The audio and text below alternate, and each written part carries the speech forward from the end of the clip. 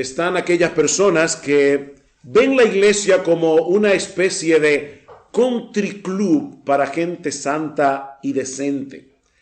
Un club en el que ellos simplemente no encajan. Estas personas están conscientes de que en el mundo de la gente que se rige por un elevado estándar moral, ellos se encuentran al otro lado de la verja. Y como presuponen que la iglesia está llena de ese tipo de personas, es obvio que ellos no tienen nada que buscar allí.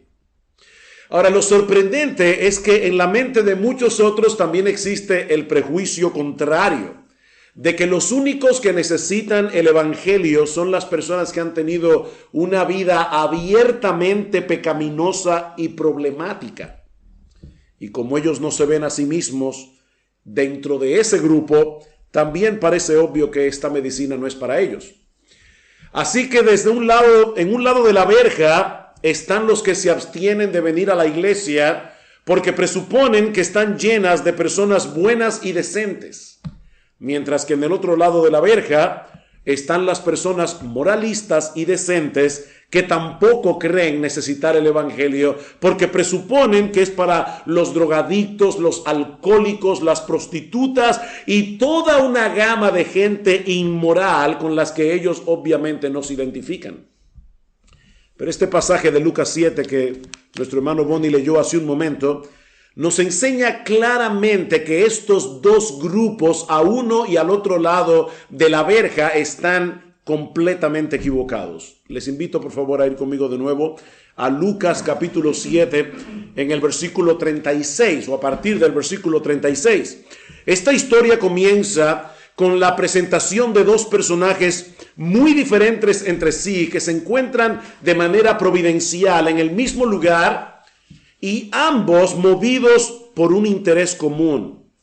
El primero es identificado como Simón el fariseo. Dice en el versículo 36, uno de los fariseos rogó a Jesús que comiese con él. Y habiendo entrado en casa del fariseo, se sentó a la mesa. Como muchos de ustedes saben, los fariseos eran hombres extremadamente religiosos, eran sumamente moralistas y en la mayoría de los casos terriblemente hipercríticos.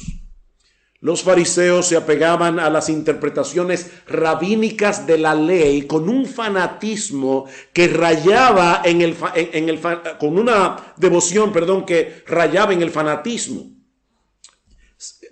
Uno de los mejores retratos de los fariseos lo encontramos precisamente en el Evangelio de Lucas, en el capítulo 18. Vayan conmigo, por favor, a los versículos 9 en adelante. Dice el Señor: a unos que confiaban en sí mismos como justos y menospreciaban a los otros, dijo también esta parábola. Dos hombres subieron al templo a orar. Uno era fariseo, el otro publicano.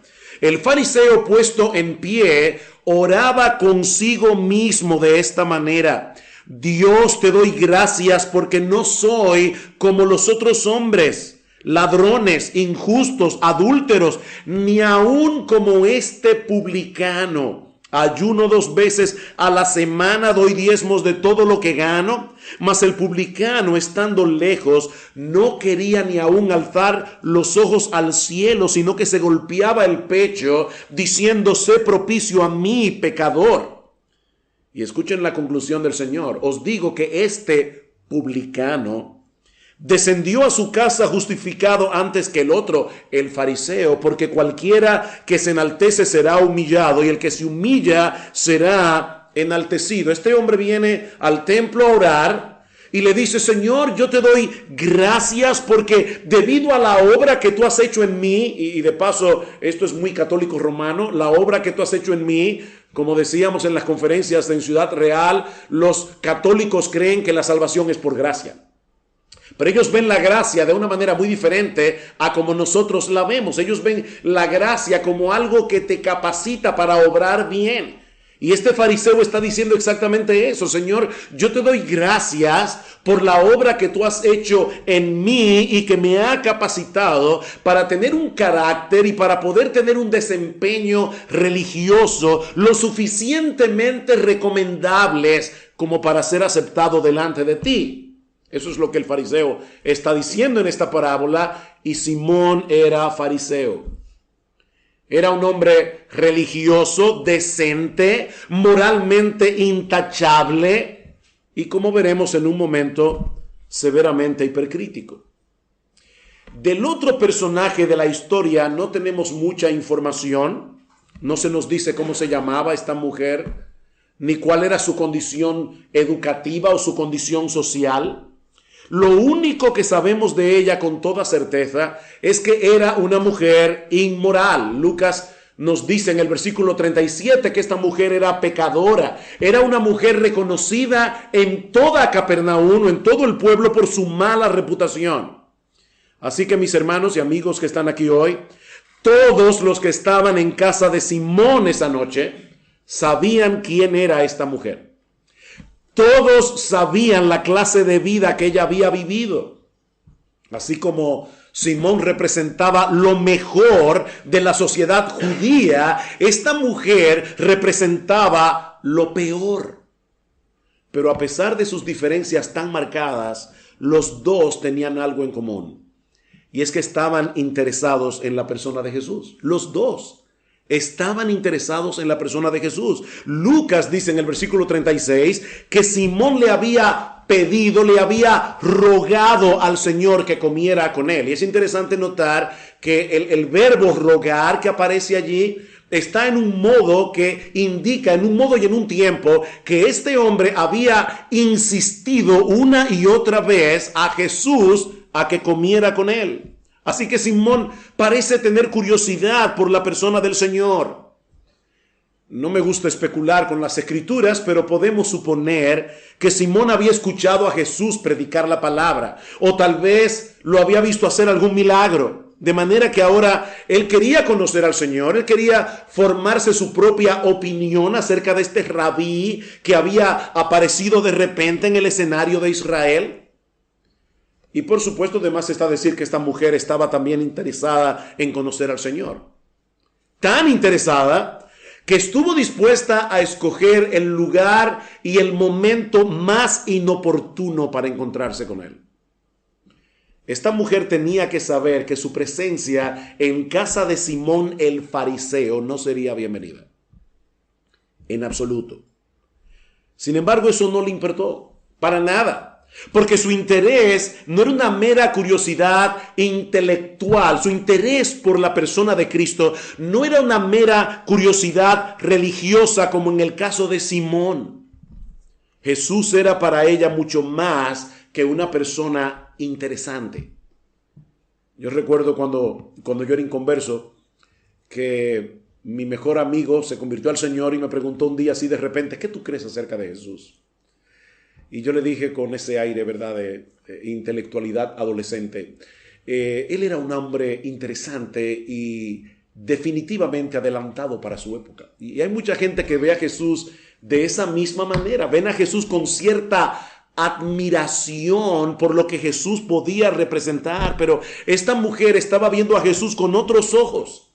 De alguna forma que no sabemos, esta mujer había llegado a entender que este hombre santo y puro llamado Jesús, infinitamente más santo y más puro que todos los fariseos que estaban sentados en casa de Simón esa noche, ese hombre estaba dispuesto a aceptarla, estaba dispuesto a perdonarla, estaba dispuesto a recibirla. Y de paso, esto nos enseña que el solo hecho de tener interés por el Señor no es suficiente. Simón estaba sumamente interesado en conocer a Jesús, tanto que le rogaba con insistencia que fuera a su casa a cenar. Sin embargo, en el resto de esta historia nosotros vemos claramente que este fariseo no tenía ni idea de lo mucho que necesitaba lo que solo Jesús podía darle.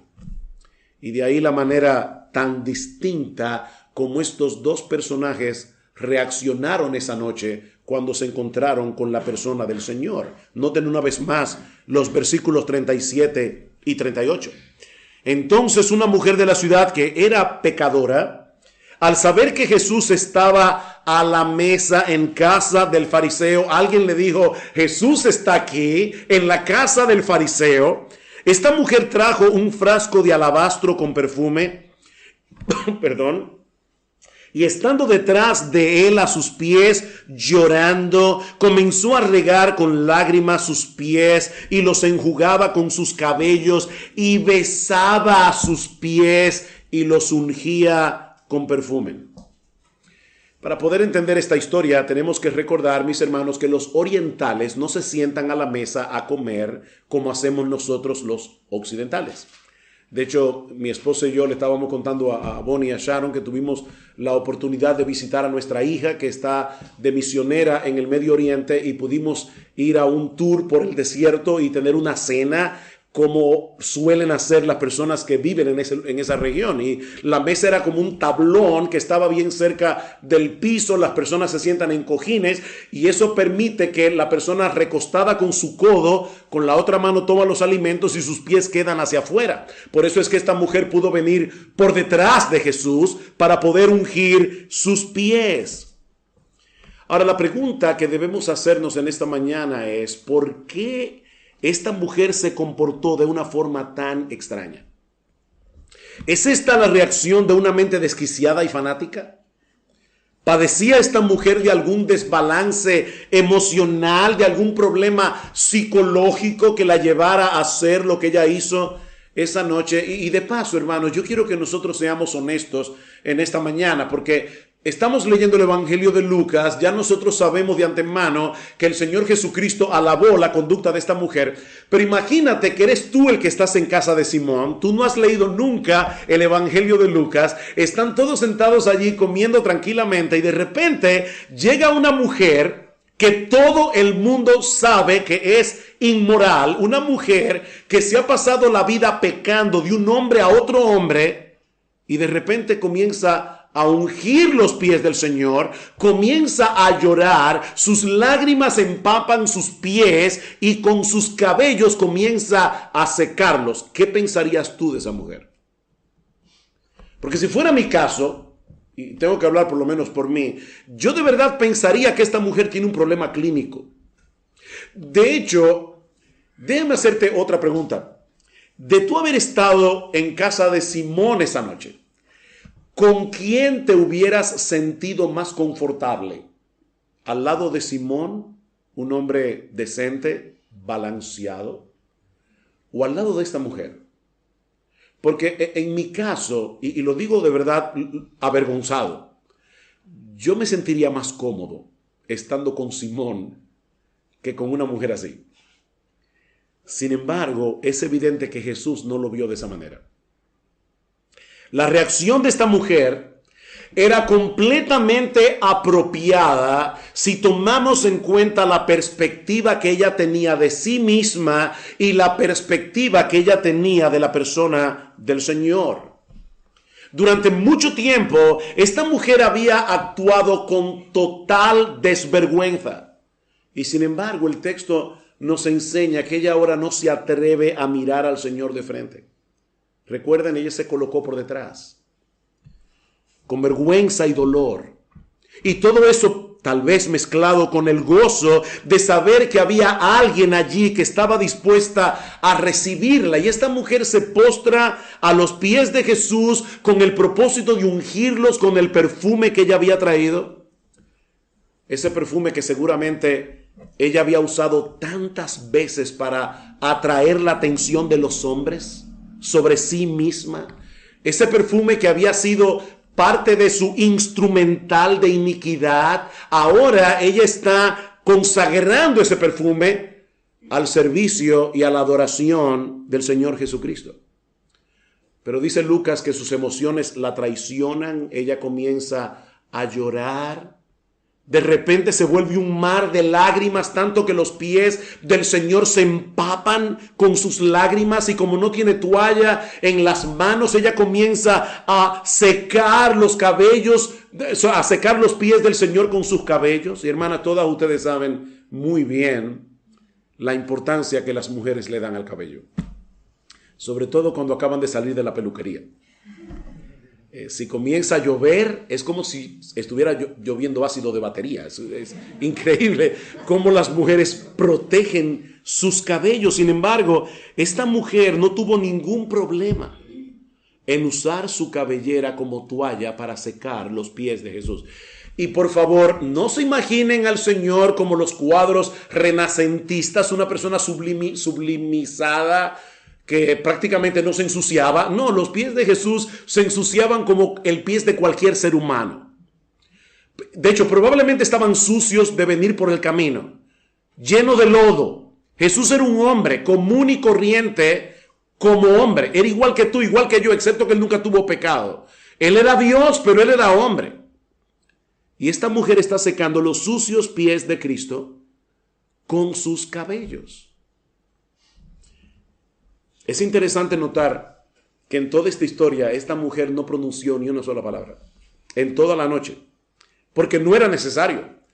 Sus ojos, sus cabellos, sus manos, su perfume dijeron todo lo que ella quería decir. Ella estaba rindiendo un homenaje de adoración a aquel que podía librarla de su esclavitud, que podía permitirle el acceso al reino de los cielos. Mis hermanos, los pies sucios de Jesús eran lo suficientemente valiosos para esta mujer, no solo como para derramar sus lágrimas, su perfume, sino también para besarlos una y otra vez. Yo me imagino que durante toda su vida esta mujer estaba acostumbrada a que los hombres la usaran, a que los hombres abusaran de ella. Y una vez más, no quiero especular con este pasaje de las Escrituras, pero quién sabe los maltratos que esta mujer había tenido que soportar durante años y cuánta carga de conciencia le producía ver su condición de pecado. El darse cuenta de que ella no podía escapar por sí misma de esa condición pecaminosa. Y para colmo de males, lo único que esta mujer recibía de parte de los hombres buenos y decentes, como Simón el fariseo, era rechazo y desprecio. Hasta que se encuentra con Jesús. Y se da cuenta de que la santidad y la bondad personificadas está dispuesto a recibirla. Está dispuesto a perdonarla. Nosotros no sabemos qué fue lo que esta mujer escuchó o vio de la persona de Cristo.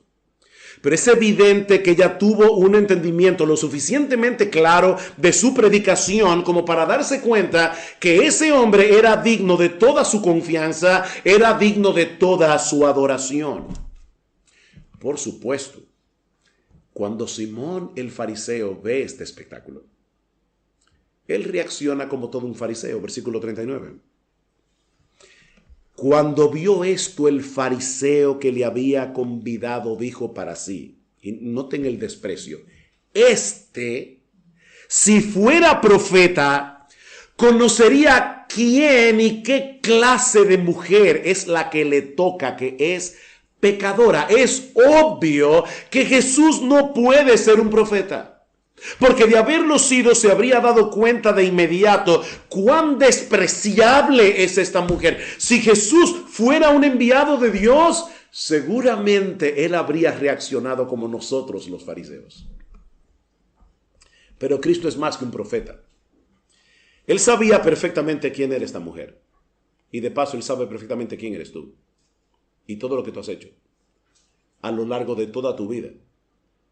Él sabía quién era esta mujer y él sabía también lo que Simón estaba pensando. Simón y Jesús vieron el mismo cuadro, pero desde dos perspectivas diferentes. De ahí la parábola que encontramos en los versículos 40 al 47. Dice el Señor: Simón, déjame decirte algo. Un acreedor tenía dos deudores. Uno le debía 500 denarios, el otro 50 denarios, el 10% de lo que el otro le debía. Un denario era lo que un obrero ganaba en una viña en Israel por un día de trabajo. Pero aunque una deuda era mayor que la otra, dice el Señor, ninguno de los dos podía pagarla, dice en el versículo 42. Así que el deudor decide generosamente perdonar la deuda de los dos. ¿cuál de ellos le amará más? Simón responde, pienso que aquel a quien perdonó más. El Señor le dice, rectamente has juzgado. Aquel a quien se le perdona mucho, amará mucho. Y esta mujer estaba muy consciente de la magnitud de sus pecados. Ahora, hermanos, ¿cuál es el significado de esta parábola? Y yo quiero hacer una aclaración aquí, porque esta predicación parece tener un fuerte énfasis evangelístico. Pero yo estoy hablando a los creyentes, primariamente. O sea, yo creo que este pasaje tiene algo que enseñarnos a los cristianos. Y algo extremadamente importante. Se los digo porque a veces los creyentes, cuando se predica el evangelio en las iglesias, debería predicarse el evangelio en las iglesias todo el tiempo, continuamente. Pero cuando sienten que la predicación está siendo muy evangelística, hacen como las personas que suelen viajar mucho cuando las azafatas vienen a dar las instrucciones, que nadie les pone atención. Bueno, ellos también apagan el transmisor o el receptor. Dicen, esto no es para mí, esto es para los incrédulos que están en este lugar. No, mi hermano, esta prédica es para ti. Si tú eres cristiano, esta prédica primariamente es para ti. ¿Cuál es el significado de esta parábola? Porque algunos pueden llegar rápidamente a la conclusión de que lo que el Señor está enseñando aquí es que si una persona ha sido muy pecadora a lo largo de su vida y la naturaleza de sus pecados han sido bien groseros, seguramente esa persona amará a Dios mucho más que aquel otro que nació en la iglesia, creció en el evangelio, a temprana edad se arrepintió de sus pecados y ahora es cristiano. De hecho, yo creo que hay jóvenes en las iglesias que anhelarían tener un testimonio bien impactante y no como el de ellos. Quisieran decir, yo antes era drogadicto, maté a 25, estuve 15 años en la cárcel y ahora finalmente conocí al Señor. Y uno se pregunta, ¿dónde queda el Salmo 1, verdad? Bienaventurado el varón que no anduvo en consejo de malos, ni estuvo en camino de pecadores, ni en silla de escarnecedores se ha sentado, sino que en la ley del Señor medita de día y de noche. Ahí está su deleite, su delicia. Pero estas personas presuponen que los primeros, los más perversos, deben ser más devotos, deben ser más fervorosos que los segundos, porque el perdón que les ha sido otorgado es mucho mayor. Ahora, hermanos, si esa fuera la interpretación correcta de la parábola, entonces la actitud de Simón era totalmente justificada. Cristo, en vez de reprenderlo, debió haberle dicho, yo te entiendo, Simón. Yo te entiendo, tu falta de devoción hacia mí es el resultado de la vida decente que has vivido. Tú no tienes muchos pecados que requieran del perdón de Dios. Y por lo tanto, tu falta de gratitud, tu falta de fervor es completamente comprensible. Ahora, hermanos, ¿es eso realmente lo que enseña este pasaje? Por supuesto que no. Lo que el Señor está tratando de hacerle ver a Simón es que él estaba completamente equivocado. Los dos deudores de la parábola estaban en problemas porque ninguno de los dos podían pagar la deuda. ¿Recuerdan? Ninguno de los dos. Así que los dos estaban a merced del acreedor, que en este caso representa a Dios. El problema es que no todo el mundo está tan consciente de su deuda. Y ese era el caso de Simón. La diferencia entre el que debe 500 y el que debe 50 no radica en la cantidad, radica en la conciencia que cada uno tiene de su problema. La conciencia que cada uno tiene de su necesidad delante de la justicia de Dios. Porque a final de cuentas, la posición de los dos era la misma delante del acreedor. Ninguno de los dos podía pagar. Y ambos fueron perdonados de la misma manera. ¿Qué importa si a uno se le perdonó 500 y a otro se le perdonó 50? Antes del perdón, los dos estaban en problemas. Después del perdón, los dos gozaban de la misma libertad, los dos gozaban de la misma aceptación delante del acreedor. Y de paso, si tú no eres creyente, ese es el problema de todo hombre por causa de su pecado. o estamos completamente perdidos o estamos completamente perdonados delante de Dios. En este asunto no hay términos medios. O tú estás en esta mañana aquí en este lugar completamente perdido y vas camino al infierno, o tú has sido absolutamente perdonado y vas camino al cielo. Déjame hacerles una pregunta, hermanos. ¿A quién de los dos personajes estaba evangelizando Jesús esa noche? ¿A Simón o a la mujer? ¿A cuál de los dos personajes está evangelizando el Señor? Es evidente que está enseñándole el evangelio a Simón el fariseo, no a la mujer, porque ella ya estaba persuadida de su necesidad delante de Dios. Ella estaba dispuesta a aceptar por la fe el perdón que se le estaba ofreciendo de pura gracia. Así que lo que Cristo quiere hacernos ver en esta parábola, y quería hacerle ver a este fariseo religioso y moralista, es que su estado espiritual delante de Dios era peor que el de esa mujer. ¿Tú oíste eso bien?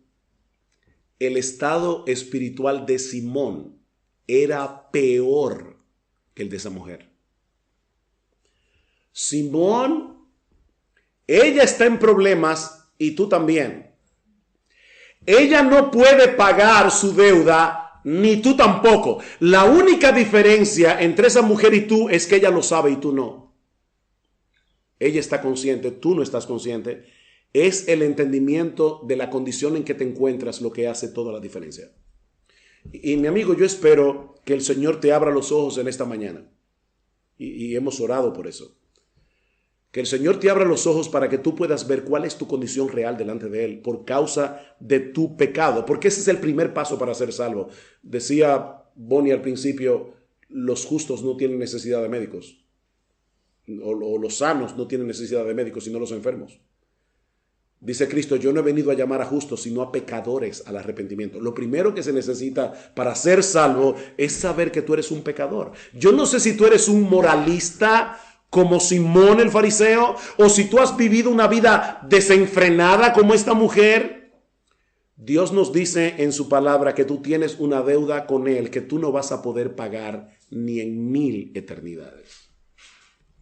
Hablando en una ocasión del evangelio con una persona, le decía, mira, déjame explicarte cuál es tu problema. ¿Tú sabes cuál es el mandamiento más importante de la ley? El mandamiento más importante de la ley no es no matarás, no cometerás adulterio, no mentirás. El mandamiento más importante de la ley es amarás al Señor tu Dios con todo tu corazón, con toda tu alma, con toda tu mente, con todas tus fuerzas. Dios nos da la vida. Tú estás respirando aquí, ahora mismo, porque Dios te está permitiendo respirar. Y tú deberías usar la vida que Dios te da para su gloria, para dar a conocer su fama, para hacer su voluntad. Pero lo cierto es que tú usas tu vida cada segundo para tu gloria, para hacer tu voluntad. Si fuera por ti y si fuera por mí, nosotros cambiaríamos el Padre Nuestro y diríamos, Señor, que venga mi reino y que se haga mi voluntad en la tierra exactamente como se hace en el cielo. Señor, que venga mi reino. Así que cada vez que tú respiras, pecas. Cada respiración tuya es un pecado. Porque tú estás respirando para ti mismo, tú estás respirando para tu gloria, estás respirando para hacer tu voluntad. Cada vez que tú respiras, pecas. ¿Cuántos pecados cometemos nosotros al día? ¿Cuán grande es nuestra deuda con la persona de Dios? Precisamente por eso tuvo que encarnarse la segunda persona de la Trinidad. Por eso tuvo que morir en una cruz, porque nosotros no podíamos pagar esa deuda, no podemos. Pero por causa de la obra de salvación que Cristo llevó a cabo con su vida y con su muerte, Dios ofrece en el Evangelio perdón completo y gratuito a todo aquel que cree. Nosotros no podemos satisfacer la justicia de Dios. Eso fue lo que hizo Cristo en lugar de aquellos que Él estaba representando en la cruz del Calvario. Por eso pudo exclamar al final, consumado es. En otras palabras, la deuda está saldada. La deuda está saldada. Eso fue precisamente lo que obtuvo esta mujer esa noche. Eso fue lo que Simón no estuvo dispuesto a aceptar. Noten cómo concluye esta historia, versículo 48. Y a ella le dijo, tus pecados te son perdonados. Y los que estaban juntamente sentados a la mesa comenzaron a decir entre sí, ¿y quién es este que también perdona pecados? Pero él le dijo a la mujer, tu fe te ha salvado, ve en paz. Hasta este momento el Señor había estado hablando con Simón, pero ahora se vuelve hacia la mujer y las palabras de Cristo tienen que haber sonado como música celestial a sus oídos. Tus pecados te son perdonados. Ahora, noten que ella no fue perdonada por haber ungido los pies de Cristo. Ella no fue perdonada porque los regó con sus lágrimas o porque los secó con sus cabellos. Ella fue perdonada porque creyó. Versículo 49. Versículo 50, perdón. Pero él le dijo a la mujer, tu fe te ha salvado. Por increíble que parezca, ese es el mensaje que se proclama en todas las escrituras de principio a fin. La salvación no se obtiene por hacer, la salvación se obtiene por creer. Lo único que recibió Simón esa noche fue una amonestación muy severa de parte del Señor. Y si Simón murió sin arrepentirse, esa cena agravará su miseria por toda la eternidad. Simón recordará por los siglos de los siglos de los siglos de los siglos que el Salvador de su casa estuvo sentado en su mesa esa noche y él despreció el don de la salvación. Él despreció el don de la salvación porque él no se conocía a sí mismo. Y de hecho, si tú estás aquí sin Cristo y terminas en el infierno, este y probablemente muchos otros sermones que has oído a lo largo de tu vida agravarán tu miseria por los siglos de los siglos. Tú vas a recordar el Evangelio por los siglos de los siglos. Y las oportunidades que tuviste para arrepentirte y venir a Cristo y la despreciaste. Porque no te conocías a ti mismo y no conocías la justicia de Dios. Como todo buen fariseo, Simón creía que su aceptación delante de Dios dependía de cuánto demostrara su amor por Él guardando sus mandamientos. Esta es la lógica farisaica. Para que Dios me reciba en su presencia y me conceda su favor, yo tengo que amarlo. Y la manera como yo demuestro mi amor a Dios es guardando sus mandamientos. Eso suena lógico. De hecho, tiene algo de verdad. El problema con el fariseísmo o con el legalismo de los fariseos es que ellos ponen el caballo detrás de la carreta. En este caso, mis amados hermanos, el orden de los factores sí altera el producto completamente. No es por el hecho de amar a Dios que nosotros somos perdonados. No, es porque somos perdonados que podemos amar a Dios. Y eso se manifiesta guardando sus mandamientos.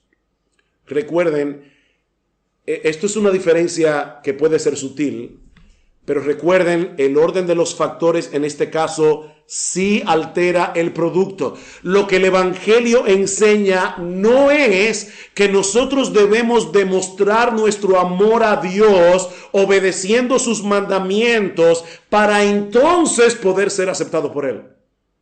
No. Lo que el Señor nos dice aquí es que esta mujer amó mucho porque se le perdonó mucho. ¿Se dieron cuenta? Hay otra versión de las Escrituras en castellano que traduce el versículo 47 de esta manera.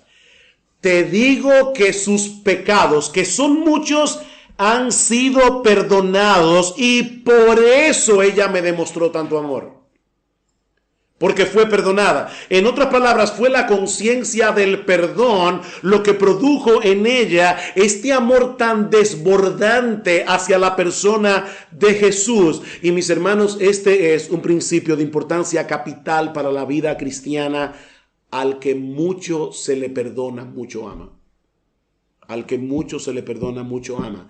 Algo no anda bien cuando una persona que profesa ser cristiana, en vez de manifestar una pasión profunda por la persona del Señor y por el Evangelio, reacciona más bien como Simón el fariseo. Algo no está caminando bien.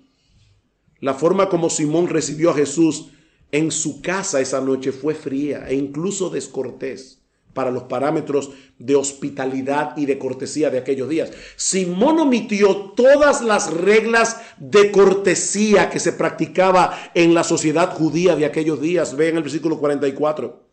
Y vuelto a la mujer dijo a Simón, ¿ves a esta mujer?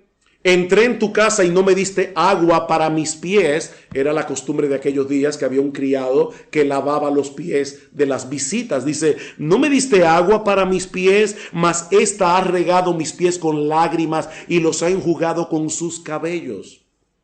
No me diste beso, mas esta desde que entré no ha cesado de besar mis pies. Ella besaba los pies de Cristo una y otra vez, una y otra vez.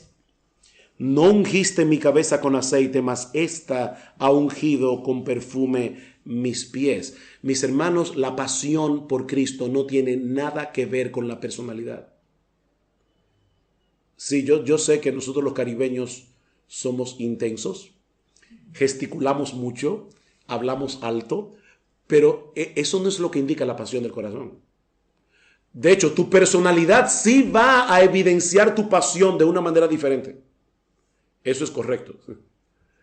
Pero todo verdadero cristiano, por el entendimiento que tiene del perdón que ha recibido de sus pecados, debería tener una pasión desbordante por la persona de nuestro Señor Jesucristo. Esto no tiene que ver con la personalidad. Una persona que no manifiesta eso, a pesar de profesar la fe de Cristo, no entiende la magnitud de su pecado, ni lo que Dios estuvo dispuesto a hacer para salvar a pecadores. Su comprensión del Evangelio y el conocimiento que tiene de sí mismos son defectuosos. Y de ahí la falta de pasión. ¿Saben una cosa, mis hermanos? Nosotros estamos en una posición más privilegiada que la de esta mujer, porque vivimos después de la cruz. Nosotros ya tenemos todo el Nuevo Testamento. Nosotros podemos interpretar el Evangelio y entender el Evangelio de una manera que esta mujer no podía entenderlo en este punto de la historia redentora. Nosotros conocemos ahora el costo tan alto que Dios estuvo dispuesto a pagar para salvar a personas que le odiaban. Tú y yo, cuando no éramos creyentes, éramos aborrecedores de Dios. Y Dios decidió salvarte porque Él decidió salvarte. Él te amó desde antes de la fundación del mundo. Cuando Él te visualizó en la historia, Él sabía que tú ibas a ser un pecador, una pecadora que lo odiaba, y Él decidió amarte a pesar de todo. Él decidió enviar a su Hijo a morir por ti, a pagar por tus pecados a pesar de todo. Eso es el Evangelio. De manera, hermanos, que nuestra pasión y nuestro fervor por Jesús debería ser mayor. Debería ser mayor. ¿Saben que uno de los grandes problemas que enfrentan muchas iglesias en el día de hoy es que están llenas de consumidores? Personas que se limitan a venir cada semana a los servicios dominicales para recibir lo que se les ha preparado para ellos. Sin embargo, Dios no diseñó la iglesia para que unos cuantos hagan todas las cosas y los demás sean entes pasivos que solo vienen a ser ministrados, que solo vienen a consumir. La iglesia es un cuerpo donde todos tienen algo que hacer, todos tienen un ministerio que desempeñar para el beneficio de los demás. Ahora la pregunta es, ¿qué podemos hacer para cambiar una iglesia de consumidores en una iglesia de verdaderos adoradores? Y ahí los expertos en crecimiento traen un montón de cosas que debemos hacer, una iglesia bien interesante con muchas actividades para todo el mundo, que todo el mundo se sienta integrado. Hermanos, la respuesta que podemos extraer de este pasaje es que para poder convertir una iglesia de consumidores en una iglesia de verdaderos adoradores, tenemos que ayudar a los que profesan ser cristianos a entender cada vez mejor el evangelio, a entender cada vez mejor las implicaciones del evangelio. Imagínate que una persona está manejando su coche y de repente le toca pasar por encima de los rieles de un tren. Pero exactamente en el momento en que él está encima de los rieles, su carro se apaga. Y por más que él intenta volverlo a encender, el carro no enciende. Él se siente tranquilo hasta que ve venir al tren a la distancia. Él entonces comienza con más ahínco a tratar de encender el coche, pero el coche no enciende. Cuando ya se da cuenta que no va a haber oportunidad alguna de salir ileso de allí, él decide abandonar el carro, pero el cinturón de seguridad está trabado.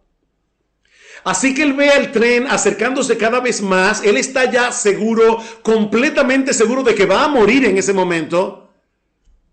Y cuando faltan 3 segundos para recibir el impacto del tren, él ve como alguien detrás lo golpea con su coche, lo saca del riel y oye nada más el estruendo cuando el tren se lleva a la persona de camino.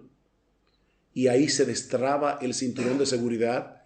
Esta persona sale del coche, está sorprendido, lleno de gratitud, no sabe cómo expresar la alegría de esa persona que ha dado su vida para que él pueda vivir. Pero de repente él escucha un sonido en el maletero del coche. Y cuando lo abre se da cuenta que su niño de 5 años, que había estado jugando con sus hermanos, se había escondido en el maletero. Si él antes estaba agradecido y gozoso por lo que había sucedido, ahora su corazón se le va a salir por la boca de la gratitud que él siente hacia esa persona. Mis hermanos, lo que yo estoy diciendo es que a medida en que nosotros seguimos contemplando el diamante del evangelio en las escrituras, meditamos en sus implicaciones, escuchamos cada domingo la predicación de la palabra, es como si estuviéramos descubriendo niños y niños y niños en el maletero del coche cada vez. Cada vez, mi hermano, predícate el evangelio cada día. Recuérdate, tú necesitas predicarte el evangelio cada día. Lee tu Biblia todos los días con el evangelio en tu mente. Ven a la iglesia cada domingo con la expectativa de conocer mejor tus pecados y de conocer mejor a tu Salvador. Ven con esa expectativa. No te quedes sin hacer nada cuando tú percibas frialdad en tu corazón. No te quedes allí. Inmediatamente pídele a Dios en oración que mantenga ardiendo la llama de tu devoción por Él mientras meditas en el evangelio. Porque nuestro Señor Jesucristo, nuestro bendito Señor y Salvador, merece toda nuestra devoción. Él merece todo nuestro fervor. Recuerda, esto no es un problema de personalidad. Es un problema de entendimiento. ¿Cuántos pecados te ha perdonado Dios? ¿Y a qué precio? Y si tú estás aquí sin Cristo en esta mañana, permíteme decirte unas palabras antes de concluir. ¿Tú has escuchado hoy el evangelio? ¿Has escuchado que tienes un problema delante de Dios? Y se te ha presentado a Cristo como aquel que puede hacer por ti exactamente lo mismo que hizo por esta mujer. Concederte de pura gracia el perdón de todos tus pecados y cambiar por completo tu vida. Él puede hacer eso aquí y ahora. No olvides, mi amigo, que tú estás en deuda con Dios.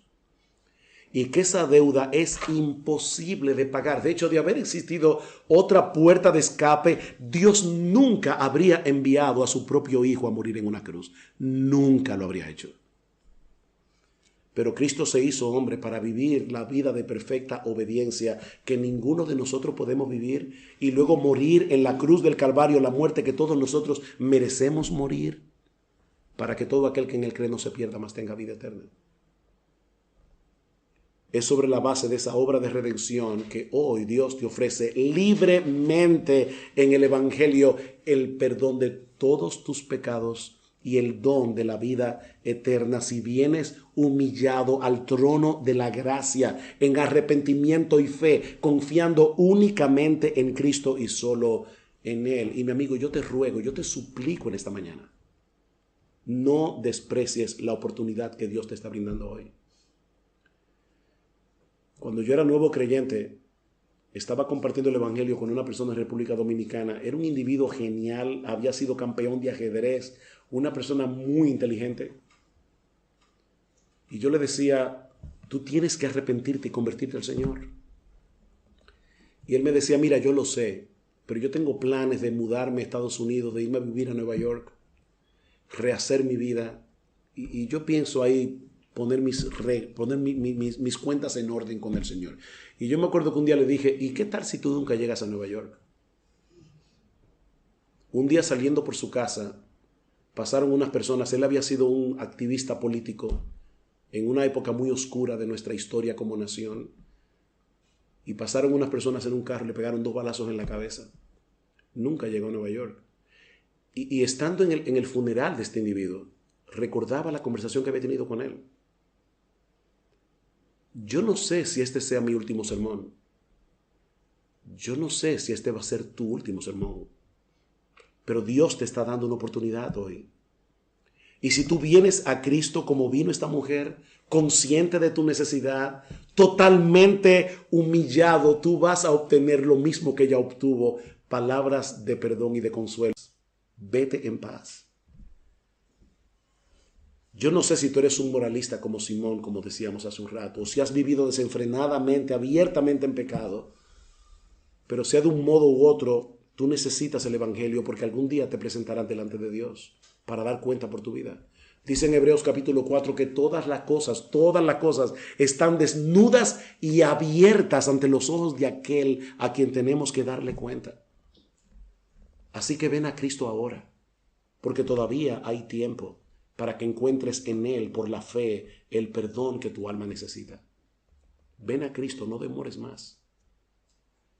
Las puertas de la salvación están abiertas para todo aquel que viene al trono de la gracia clamando por perdón y misericordia. Que el Señor bendiga su palabra. Vamos a orar.